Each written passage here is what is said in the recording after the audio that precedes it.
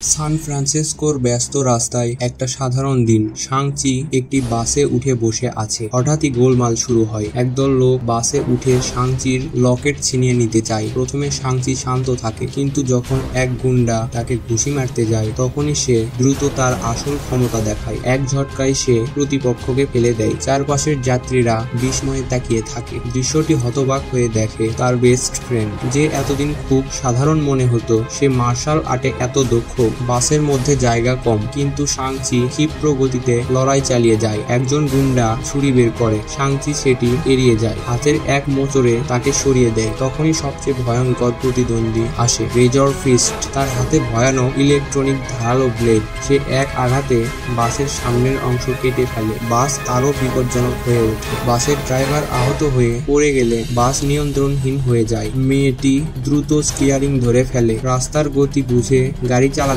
চেষ্টা করে। এদিকে শাং-চি রেজর ফিস্টের সাথে দ্বন্দ্ব চালিয়ে যায়। বাসের হাতল, সিট, জানালা সবকিছু ব্যবহার করে সে নিজের ভারসাম্য ধরে রাখে। একসময় বাসের দুই অংশ ভেঙে আলাদা হওয়ার উপক্রম হয়, কিন্তু শাং-চি লাফ দিয়ে সামনের অংশে চলে যায়। রেজর ফিস্ট আরেকটি বিশাল আঘাত আনতে যায়, কিন্তু শাং-চি সময় মতো তার হাত সরিয়ে দেয়, ফলে ব্লেড বাসের দেয়ালে আটকে যায়। এই সুযোগে শাং-চি একে একে সব গুন্ডাদের কাবু করে ফেলে। সে শেষ মুহূর্তে বাসটিকে দক্ষতার সাথে ব্রেক করে দেয়, ফলে এটি নিরাপদে থেমে যায়। যাত্রীরা স্তম্ভিত। শাং-চি ধীরে ধীরে নেমে আসে। মেয়েটি শাং-চির দিকে তাকায়। মেয়েটি হাঁপাতে হাঁপাতে বলে, আমাকে কিছু বলার ছিল? শাং-চি চুপ করে থাকে। এভাবেই শুরু হয় তার নতুন অধ্যায়, যেখানে তার অতীত আর বর্তমান এক হয়ে যায়।